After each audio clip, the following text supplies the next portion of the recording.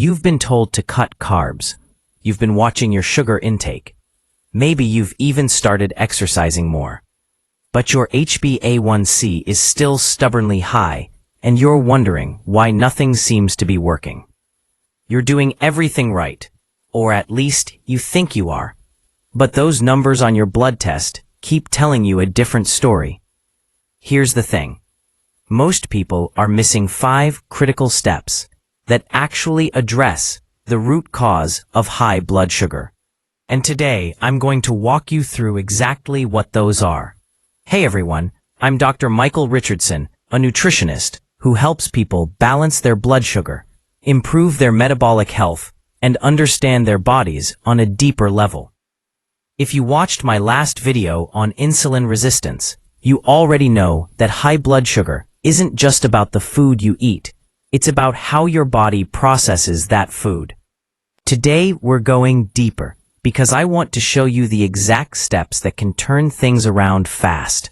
And I mean really fast. Not in some theoretical way, but in a way you can see in your next blood test. Now, before we dive into the 5 steps, I need to address the biggest misconception that's keeping people stuck. Most people think that lowering blood sugar is simply about eating less sugar and fewer carbs. And look, that's part of it. I'm not going to lie to you, but it's like trying to bail water out of a sinking boat without plugging the hole. You can bail all day long, but you're still going to sink. The hole in this case is insulin resistance. And if you don't address that, you're fighting an uphill battle that you're probably not going to win. Let me explain what I mean by this. When you eat carbohydrates, your body breaks them down into glucose, which is just a fancy word for sugar. That glucose enters your bloodstream and your pancreas releases insulin, which is like a key that unlocks your cells so the glucose can get inside and be used for energy. This is normal. This is how it's supposed to work. But here's where things go wrong. When your cells are constantly bombarded with high levels of insulin because you're eating too many refined carbs, or because you're stressed, or because you're not sleeping well, those cells start to ignore the insulin signal. They become resistant to it. It's like if someone kept knocking on your door every 5 minutes all day long. Eventually, you'd stop answering, right?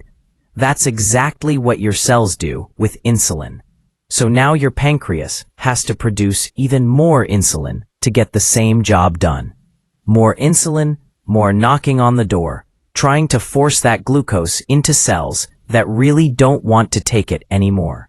And meanwhile, that glucose is just hanging out in your bloodstream, which is what shows up as high blood sugar on your test.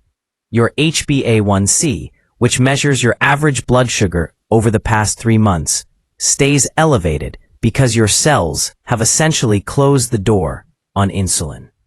This is insulin resistance. And this is the hole in the boat that nobody's talking about plugging. Now here's what makes this even more frustrating. When you have insulin resistance, your body is actually storing more fat, especially around your midsection. Why? Because insulin is a storage hormone. When your insulin levels are chronically high, your body is in storage mode, not burning mode. You could be eating perfectly, cutting calories, exercising, doing everything by the book, but if your insulin is sky high all the time, your body is going to hold on to that fat like it's preparing for a famine. And that belly fat, that visceral fat around your organs, it's not just sitting there looking bad. It's actually producing inflammatory chemicals that make insulin resistance even worse. It's a vicious cycle. So when people come to me and say they've cut out sugar and they're still not seeing results, this is usually why. They're addressing the symptom, which is the high blood sugar, but they're not addressing the cause, which is the insulin resistance and the metabolic dysfunction that's driving everything. And look, I get it. It's confusing because we've been told for decades that calories in versus calories out is all that matters, that if you just eat less and move more, everything will fix itself. But that's not how metabolism works, especially when insulin resistance is in the picture. Your metabolism isn't a simple calculator. It's more like a complex ecosystem. Everything is connected. Your hormones talk to each other. Your gut bacteria influence your blood sugar. Your sleep affects your insulin sensitivity. Your stress levels impact how your body stores fat. You can't just pull one lever and expect everything else to fall into place. You have to address the system as a whole, and that's exactly what these 5 steps do. Before we get into the steps, let me break down 3 key factors that most people don't understand about blood sugar and insulin resistance. Because if you understand these, the steps are going to make so much more sense. First, your muscle tissue is your biggest glucose disposal system. Think of your muscles as a massive warehouse for storing glucose. When you eat carbs, if your muscles are healthy and insulin sensitive, they'll soak up that glucose like a sponge and either use it for energy or store it as glycogen for later. But here's the catch. If your muscles are insulin resistant, they won't take up the glucose efficiently, and that glucose stays in your bloodstream. Now, why do muscles become insulin resistant? Usually, because they're not being used. When you're sedentary, when you're not creating a demand for glucose in your muscles, they basically shut down the machinery that brings glucose inside. It's like if you had a warehouse, but you never put anything in it. Eventually you'd close it down to save money. Your muscles do the same thing. They downregulate the glucose transporters because there's no demand. So one of the fastest ways to improve insulin sensitivity is to create demand in your muscles, to wake up that warehouse and get it operating again. Second, your liver plays a massive role in blood sugar control that most people completely overlook. Your liver is supposed to store extra glucose as glycogen and then release it when your blood sugar drops, like between meals or while you're sleeping. It's like a battery backup system. But when you have insulin resistance, your liver doesn't listen to insulin's signal to stop releasing glucose. So even when you haven't eaten anything, even when your blood sugar is already high, your liver just keeps pumping out more glucose into your bloodstream. This is why some people wake up with high blood sugar even though they haven't eaten since dinner. It's called the dawn phenomenon, and it happens because the liver is releasing glucose all night long, and the insulin isn't working properly to shut that process down. On top of that, when your liver is overloaded with fat, which happens with insulin resistance and poor diet, it becomes even more insulin resistant. Fatty liver disease isn't just about alcohol anymore. It's incredibly common in people with metabolic dysfunction, and it's directly making your blood sugar worse. Third, inflammation is the hidden driver that nobody talks about. When your body is inflamed, and I'm talking about chronic, low-grade inflammation, not the kind you get from a sprained ankle, your cells become more resistant to insulin. Inflammation interferes with the insulin signaling pathway at the cellular level. It's like static on a phone line. The message is being sent, but it's not being received clearly. And what causes this inflammation? A lot of things. Processed foods, especially those high in refined carbs and seed oils. Excess body fat, particularly that visceral fat I mentioned earlier.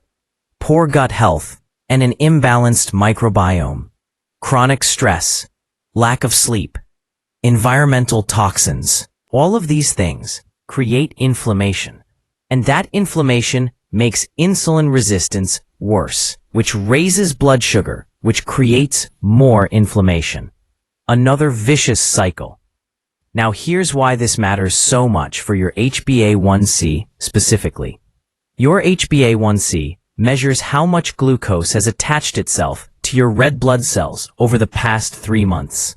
The more glucose floating around in your blood, the more it sticks to those red blood cells, and the higher your HbA1c goes. So when people ask me how to lower HbA1c fast, what they're really asking is how do I get less glucose floating around in my blood on a consistent basis? And the answer isn't just eat less sugar. The answer is fix the underlying insulin resistance, reduce inflammation, improve the way your muscles and liver handle glucose, and create a metabolic environment where your body can actually use the glucose efficiently instead of letting it pile up in your bloodstream. So let's get into the 5 steps. These aren't just random tips. These are strategic interventions that address the root causes we just talked about. And I'm going to walk you through exactly how to implement each one, because knowing what to do isn't helpful if you don't know how to actually do it. Step number 1. Prioritize protein at every single meal, especially breakfast. Here's why this matters so much. Protein has the least impact on blood sugar of any macronutrient. When you eat protein, it doesn't spike your glucose the way carbs do, and it doesn't require much insulin to be processed. But more importantly, protein helps stabilize your blood sugar throughout the entire day. When you start your day with a high-protein breakfast, you set yourself up for better blood sugar control at every meal that follows.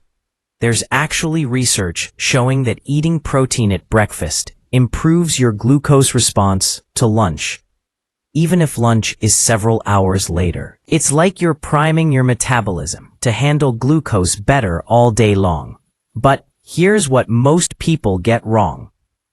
They'll have a piece of toast with some jam, or a bowl of cereal, or a muffin with their coffee, and they wonder why they're hungry again an hour later, and why their energy crashes mid-morning. That's because they've started their day with a massive blood sugar spike, which triggers a massive insulin release, which then causes their blood sugar to crash. And then they're on this blood sugar roller coaster all day. They're chasing their tail, constantly hungry, constantly craving carbs, never feeling satisfied. And their HbA1c reflects this chaos. When you start with protein, you avoid that roller coaster. Your blood sugar stays stable, your insulin stays low, and your body can actually tap into fat stores for energy instead of constantly being in storage mode. Plus, protein is incredibly sating. It keeps you full for hours, which means you're less likely to snack on junk between meals. And protein supports muscle growth and repair, which, as we talked about earlier, is critical for insulin sensitivity. So what does this look like practically? You want to aim for at least 30 grams of protein at breakfast, and honestly, closer to 40 is even better if you can manage it. That's 3 to 4 eggs, or a couple of eggs with some Greek yogurt, or a protein shake made with real protein powder, not some sugary garbage, with 3 grams of protein and 40 grams of carbs. You could have leftover meat from dinner. You could have cottage cheese with some berries. You could have a chicken sausage with vegetables. The key is making protein the star of the meal, not an afterthought. And this goes for every meal, not just breakfast. Lunch and dinner should be built around a palm-sized portion of protein at minimum. Chicken, fish, beef, pork, eggs, whatever works for you.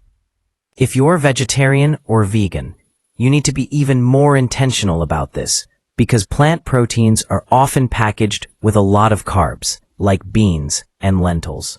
Not that those are bad, but you need to account for those carbs and make sure you're getting enough actual protein, not just eating a bunch of rice and beans and calling it protein. Step number 2. Move your body after meals, especially after dinner. This is one of the most underutilized strategies for lowering blood sugar fast, and it doesn't require a gym membership or fancy equipment. Just a 10 to 15 minute walk after you eat can dramatically lower your post-meal blood sugar spike. And I mean dramatically. Studies show that a short walk after eating can reduce blood sugar by up to 30% compared to sitting on the couch. Here's the mechanism. When you move, your muscles start using glucose for energy, They pull it out of your bloodstream without needing as much insulin. Remember that warehouse analogy. When you move, you're unloading the warehouse, creating space for more glucose to come in. This improves insulin sensitivity in your muscles immediately. It's like you're manually doing the job that insulin is supposed to do, and you're giving your pancreas a break from having to pump out so much insulin. The timing matters here. You want to move within 15 to 30 minutes after finishing your meal, right when your blood sugar is starting to rise. This is when you can have the biggest impact. You're catching that glucose as it enters your bloodstream and shuttling it into your muscles before it has a chance to hang around and cause problems. If you wait 2 hours until your blood sugar has already peaked, you've missed the window. It's still beneficial to move, don't get me wrong, but the impact on that specific meal is much less. And it doesn't have to be intense. We're not talking about going for a run or doing a CrossFit workout. Just a gentle walk around your neighborhood, maybe 10 to 20 minutes. If the weather's bad, walk around inside your house, do some light cleaning, do some bodyweight squats or lunges while you watch TV. The goal is just to get your muscles contracting and using glucose. Some people find it helpful to do this after every meal, breakfast, lunch, and dinner. But if you can only do it once a day, do it after dinner.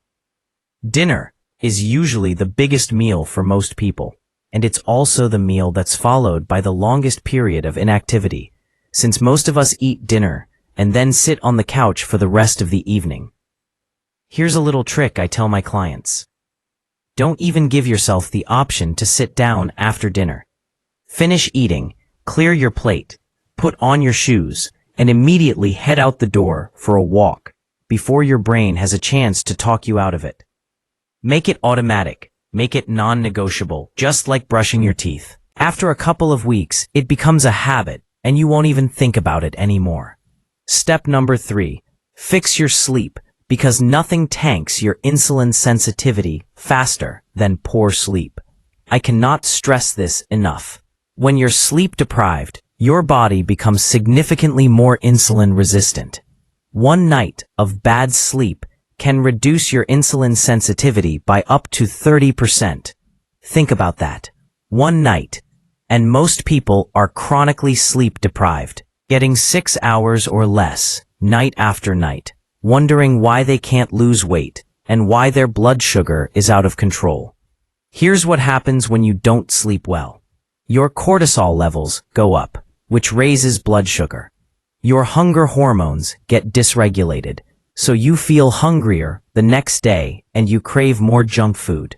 Your body produces less leptin, which is the hormone that tells you you're full, and more ghrelin, which tells you you're hungry. So, you end up eating more, and you end up choosing worse foods, usually high-carb, high-sugar foods, because your brain is desperate for quick energy to make up for the sleep deficit. On top of all that, your body's ability to process glucose is impaired, even if you eat the same foods you normally eat. It's like your metabolism is running on a flat tire. The research on this is crystal clear. People who consistently sleep less than 6 hours a night have a significantly higher risk of developing type 2 diabetes compared to people who sleep 7 to 8 hours. And it's not just about quantity, it's about quality too. If you're waking up multiple times during the night, if you're not getting enough deep sleep, your body can't properly regulate blood sugar, even if you're in bed for 8 hours. So what do you do about it? First, you need to prioritize sleep as much as you prioritize diet and exercise. Stop treating it like something you'll get to if you have time. Your body needs 7 to 8 hours of quality sleep every single night to function properly. That means being in bed for 8 to 9 hours to account for the time it takes to fall asleep and any brief awakenings during the night. Second, create a consistent sleep schedule. Go to bed at the same time every night and wake up at the same time every morning, even on weekends. Your body thrives on routine, And your circadian rhythm, which regulates everything from your hormones to your metabolism, depends on consistency. When you're going to bed at midnight one night and 2 a.m. the next, and then trying to catch up on sleep on the weekend, you're confusing the hell out of your internal clock, and your metabolism suffers for it. Third, make your bedroom actually conducive to sleep. It should be dark, cool, and quiet. Get blackout curtains if you need to. Turn the thermostat down to around 65 to 68 degrees. Use earplugs or a white noise machine if noise is an issue. And for the love of everything, get the screens out of your bedroom. The blue light from your phone and TV suppresses melatonin production, which makes it harder to fall asleep and reduces the quality of your sleep. Stop scrolling through social media in bed. If you absolutely must look at a screen in the evening, at least use blue light blocking glasses or turn on night mode. But honestly, the best thing you can do is just put the phone away an hour before bed. Fourth, watch your caffeine and alcohol intake. Caffeine has a half-life of about 5 to 6 hours, which means if you have a cup of coffee at 3 p.m., half of that caffeine is still in your system at 9 p.m. If you're having trouble sleeping, cut off caffeine by noon or 1 p.m. at the latest. And alcohol, even though it might make you feel sleepy initially, actually disrupts your sleep cycles and prevents you from getting quality, deep sleep. You might pass out after a few drinks, but you're not getting restorative sleep. And your blood sugar regulation the next day is going to be a mess. Step number 4. Manage your stress, because chronic stress is absolutely destroying your blood sugar control, and nobody's talking about it. When you're stressed, your body releases cortisol and adrenaline, which are stress hormones designed to prepare you for fight or flight. These hormones trigger your liver to release stored glucose into your bloodstream to give you quick energy to deal with the threat. This is great if you're actually running from a bear. But when the stressor is your job or your finances or your relationships or just the general chaos of modern life, and it's happening all day, every day, your blood sugar is constantly being elevated by these stress hormones, even if you haven't eaten anything. On top of that, cortisol directly promotes insulin resistance. It interferes with insulin signaling and makes your cells less responsive to insulin. So not only is stress raising your blood sugar, it's also making it harder for your body to clear that glucose out of your bloodstream. And chronic stress also increases inflammation, which, as we talked about earlier, is another driver of insulin resistance. Plus, when you're stressed, you're more likely to make poor food choices, skip exercise, and sleep poorly, all of which compound the problem. The tricky thing about stress is that we've normalized it. People wear their stress like a badge of honor, like being constantly overwhelmed is just part of being a productive adult. But your body doesn't care about your deadlines or your to-do list. Your body interprets stress as danger, and it responds accordingly by jacking up your blood sugar and shutting down non-essential functions like digestion and immune function. Chronic stress is literally making you sick, and if you don't address it, no amount of perfect eating or exercise is going to fully fix your blood sugar. So what do? You need to build stress management practices into your daily routine. And I'm not talking about bubble baths and scented candles, although if those work for you, great. I'm talking about actual evidence-based practices that lower cortisol and activate your parasympathetic nervous system, which is the rest and digest mode that counteracts the stress response. Deep breathing is one of the most powerful and underutilized tools. Just 5 minutes of slow, deep breathing, where you're breathing in through your nose for a count of 4, holding for a count of 4, and breathing out through your mouth for a count of 6 or 8, can significantly lower cortisol and activate your parasympathetic nervous system. Do this first thing in the morning. Do it before bed. Do it whenever you're feeling stressed during the day.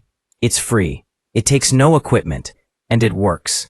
Meditation is another tool that has mountains of research behind it, showing that regular meditation practice reduces cortisol, improves insulin sensitivity, and even lowers HbA1c. You don't have to sit in silence for an hour. Even 10 minutes a day makes a difference. There are tons of apps that can guide you through it if you're new to meditation. The key is consistency. Doing it once a week isn't going to cut it. You need to make it a daily practice.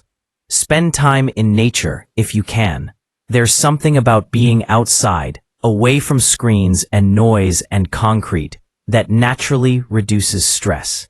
Even just sitting in a park or walking through a wooded area for 20 minutes can lower cortisol and improve your mood. If you can combine this with the post-meal walks we talked about earlier, even better.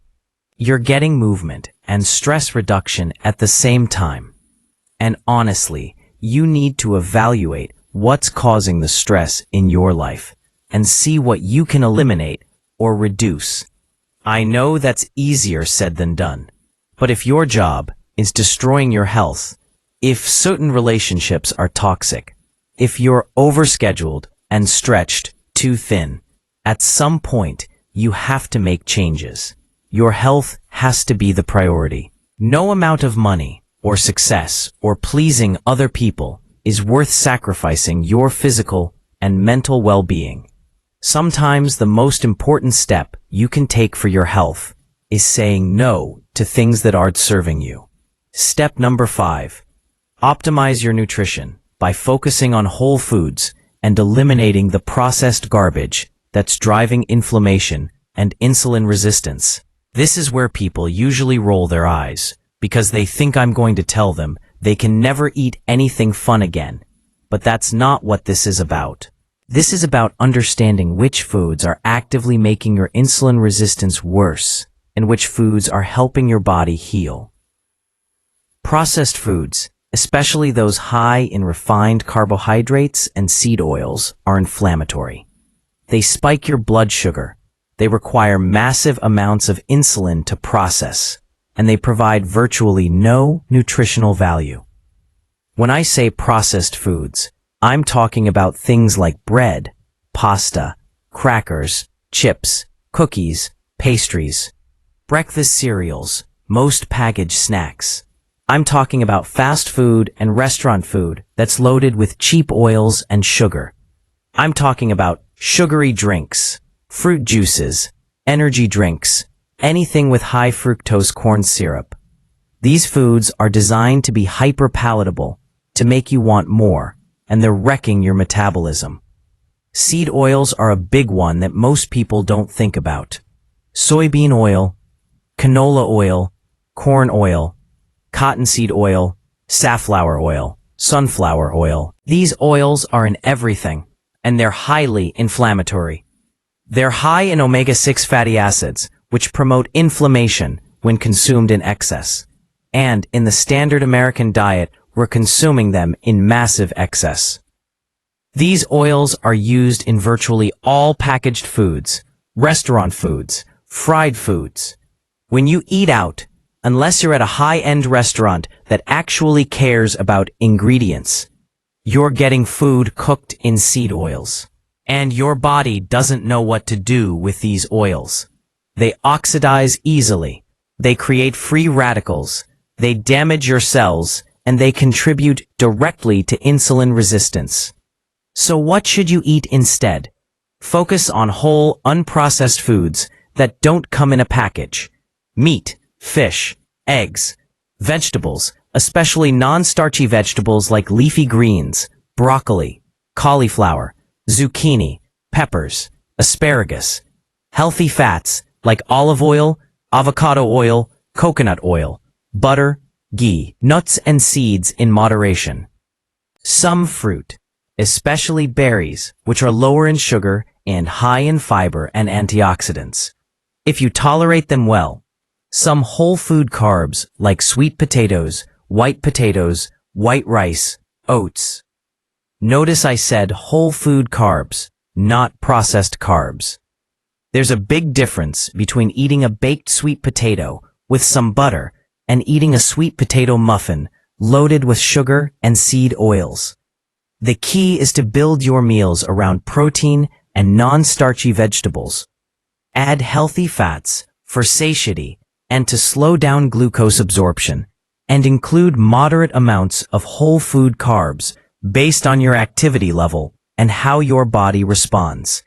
If you're very active, if you're doing strength training regularly, you can handle more carbs. If you're sedentary and severely insulin resistant, you need to keep carbs lower until your insulin sensitivity improves. And fiber is critical here. Fiber slows down the absorption of glucose into your bloodstream, which means smaller blood sugar spikes and less insulin required.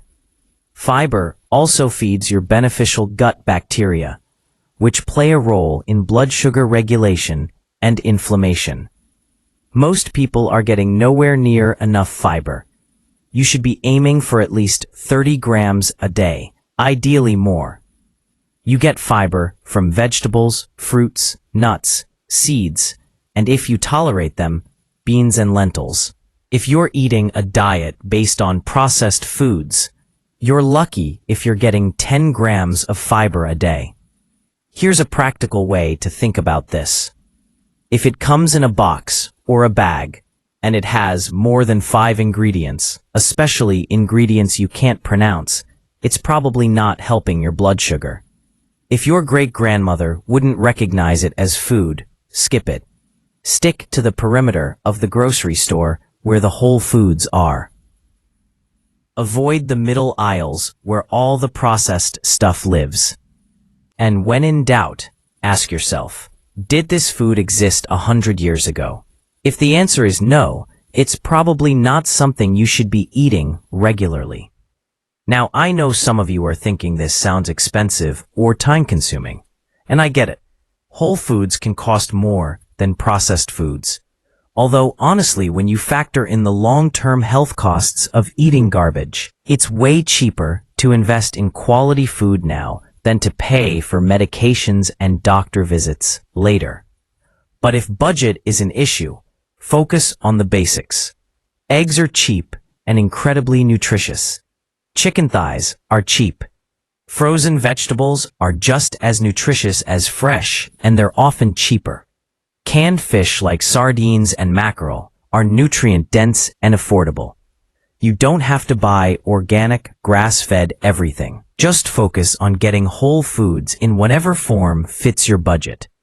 And as for time, yes, cooking real food takes more time than opening a box of cereal or picking up fast food. But it doesn't have to be complicated. Batch cook on the weekends. Make a big pot of chili or soup. Or roast a bunch of chicken and vegetables and portion it out for the week. Use a slow cooker or instant pot. Keep it simple with meals like scrambled eggs and vegetables. Or grilled meat with a salad. Or a stir-fry with whatever vegetables you have on hand. You don't need fancy recipes or culinary skills. You just need to be willing to spend a little bit of time in the kitchen. Let me tie all of this together because I know it's a lot of information. The reason your HbA1c is high isn't just because you're eating too much sugar. It's because your body has lost the ability to properly handle glucose due to insulin resistance, inflammation, poor sleep, chronic stress, and a diet full of processed foods that are actively making the problem worse. You can't just cut out sugar and expect everything to fix itself. You have to address all of these underlying factors. When you prioritize protein at every meal, you're stabilizing your blood sugar and reducing the insulin spikes that drive insulin resistance. When you move after meals, you're using up glucose and improving your muscles' ability to take up glucose in the future. When you fix your sleep, you're allowing your body to properly regulate hormones and restore insulin sensitivity. When you manage stress, you're reducing the cortisol that's constantly dumping glucose into your bloodstream and making your cells resistant to insulin. And when you clean up your diet by focusing on whole foods and eliminating processed junk, you're reducing inflammation and giving your body the nutrients it needs to heal. These 5 steps work together synergistically. Each one makes the others more effective. And the beautiful thing is you're going to see results fast. I'm talking about improvements in how you feel within days. Better energy, more stable mood, less cravings, better sleep. And within weeks you can see measurable improvements in your blood sugar if you're testing at home. And in 3 months, when you get your next HbA1c test, you're going to see the difference. But here's the thing. You can't just do this for a few weeks and then go back to your old habits. Insulin resistance didn't develop overnight, and it's not going to be permanently fixed overnight either. You're retraining your metabolism, you're healing your cells, and that takes consistency. The good news is the longer you do this, the easier it gets. Your taste buds adapt. You stop craving the junk, your body starts functioning better, and you feel so much better that going back to the old way doesn't even appeal to you anymore. I also want to be real with you about something. For some people, especially those who have had diabetes or severe insulin resistance for many years, lifestyle changes alone might not be enough to get your HbA1c where it needs to be. You might need medication, at least initially, and there's no shame in that. Medication can be a tool to help get your blood sugar under control while you're working on these lifestyle changes. The goal should be to need less medication over time, or maybe even get off it entirely if possible. But you have to work with your doctor on that. Don't stop taking prescribed medications without medical supervision. And if you're really struggling, if you've tried to make changes on your own and you're not seeing results, it might be worth working with a functional medicine doctor or a nutritionist who specializes in metabolic health.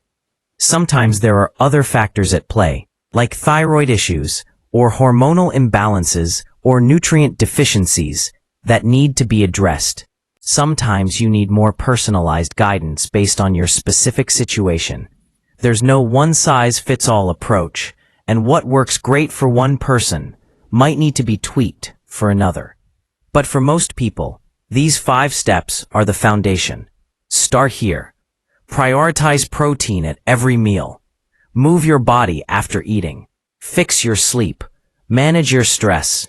Clean up your diet.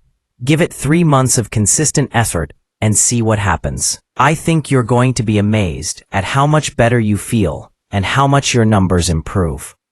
If you found this helpful and you want to dive deeper into understanding insulin resistance and how it develops in the first place, go watch my previous video where I break down the science behind insulin resistance and why it's so common today. Understanding the why behind all of this is going to help you stay motivated and make better choices long term. Thanks guys for watching, and I'll see you in the next one.